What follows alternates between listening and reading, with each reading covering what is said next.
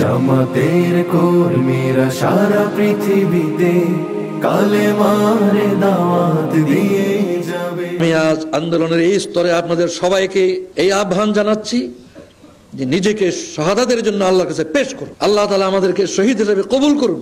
আল্লাহর দ্বীনকে আমাদের হাতে বিজয়ী করে আমাদের কাকে কাকে তিনি রক্তপাতের মাধ্যমে শহীদ করবেন, আর কাকে কাকে আল্লাহর দ্বীন কায়েমের খেদমত নিয়ে শহীদ করবেন, শহীদের দরজা কিভাবে দেবেন এটা তার ইচ্ছা। কিন্তু আমরা শহীদের মর্যাদা চাই আল্লাহর কাছে।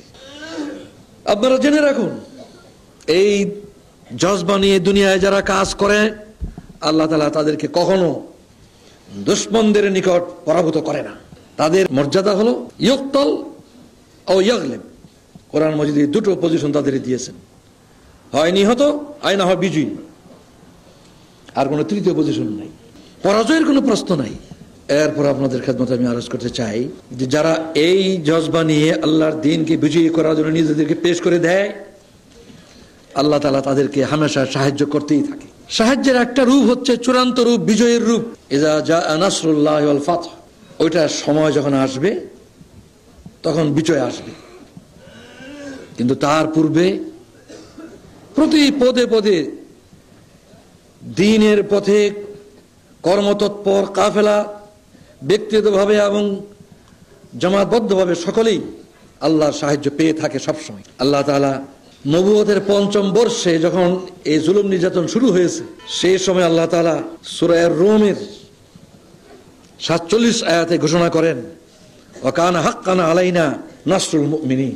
মুমিনদেরকে সাহায্য করা এটা তো মুমিনদের আমার নিকট তাদের হক, এটা আমার ডিউটি, এটা আমার দায়িত্ব।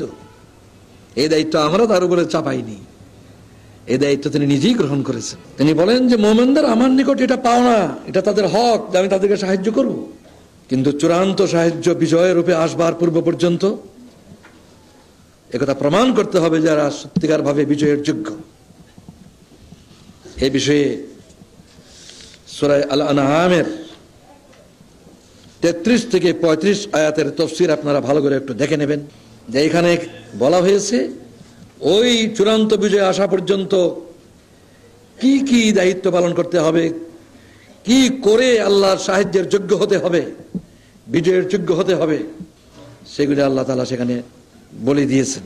এই সংগ্রাম যুগে বিজয় আসবার পূর্বে এ পর্যন্ত আল্লাহ তাআলা আমাদেরকে কিভাবে সাহায্য করেছেন তার হিসাব করলে আমি বিস্মিত হই।